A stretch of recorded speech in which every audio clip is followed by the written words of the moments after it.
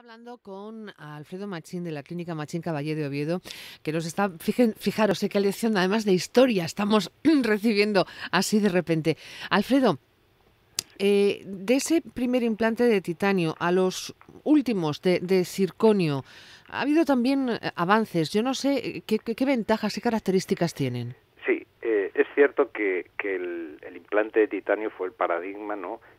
Utilizado en, pues eso, en las últimas décadas y se ha implantado de una manera pues muy extensa, ¿no? En nuestra profesión es el implante, digamos, de referencia, el implante de titanio. ¿Qué ocurre? Que todo va mejorando, todo se va perfeccionando. Se vio que al ser una aleación metálica, pues el titanio en pacientes que tenían unas encías muy finas, con el paso de los años, o si el paciente tenía alguna pequeña retracción gengival, se mostraba, ¿no? Estropeaba la estética, ¿no? Sí. Del tratamiento cuando estas raíces se veían, ¿no? Sí.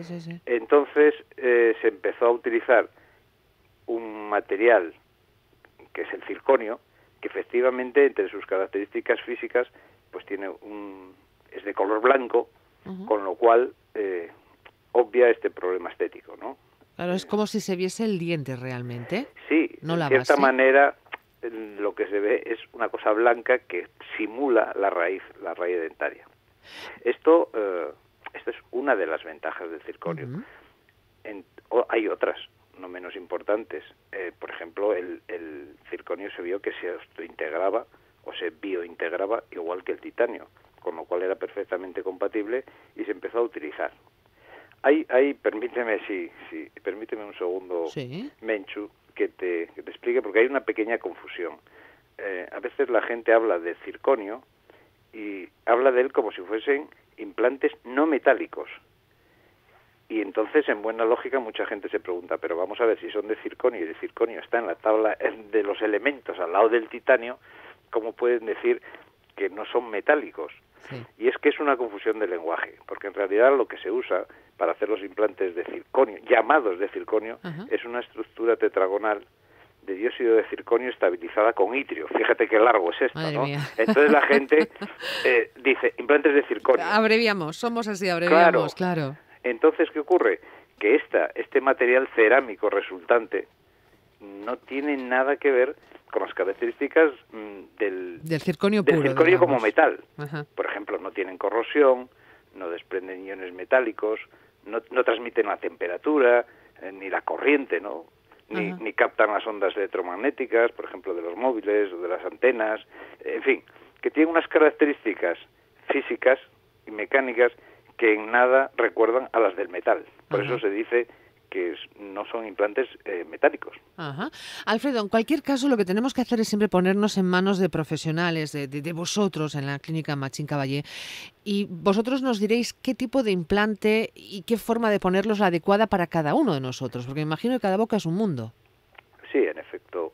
Esto es importante porque hablamos de aspectos estéticos cuando hablamos, por ejemplo, de los implantes de circonio, pero no hay un aspecto no menos importante, que es el relativo a las alergias. Sí. Es decir, hay gente que pues cada vez es más sensible a determinados elementos metálicos, se produce una especie de alergia por ese contacto permanente, y en este tipo de pacientes los implantes de circonio no son solo una opción estética, sino que es una necesidad. opción, una necesidad, ¿no? Hay test específicos diseñados para valorar esa alergia a metales. Eso iba a preguntarte, porque yo he oído Sí. este comentario entre mucha gente. Madre, si me pongo un implante y luego resulta que me da alergia y me lo tengo que quitar, ¿qué pasa aquí? Pues, o sea, no llegamos ni a ponerlo, ¿no? Efectivamente, lo ideal es no utilizar el ensayo-error, sino saber antes de colocarlo de que tu organismo tolera perfectamente pues el metal o el tipo de material que se va a utilizar en tu boca. Yo te digo que existe un test que se llama, por ejemplo, el MELISA, que es muy conocido, que ayuda a diagnosticar los casos de alergias a metales. Es decir, es una escala en el cual, pues, si son mayores de 3, vamos a simplificarlo, pues se dice que la persona es muy sensible o alérgica a un metal concreto. En ese caso, pues lógicamente hay que obviar utilización de ese tipo de materiales y utilizar metales alternativos, ¿no? Bueno, O pues elementos alternativos. alternativos. Bueno, lo mejor que podemos hacer siempre, amigos, es ponernos en manos de profesionales. Esta charla que hemos mantenido sobre algo tan importante como es la boca y el estado de los dientes y de la mordedura, y todo esto influye al final en la salud. Pues este ratito de charla con la Clínica Machín Caballé de Oviedo espero que os haya servido para aclararos algunas de esas posibles dudas que tengáis sobre cómo cuidarlo, mantenerlo estética y sanitariamente. Y le damos las gracias a Alfredo Machín por pararse este ratito con nosotros. Y por supuesto, Alfredo, felices fiestas.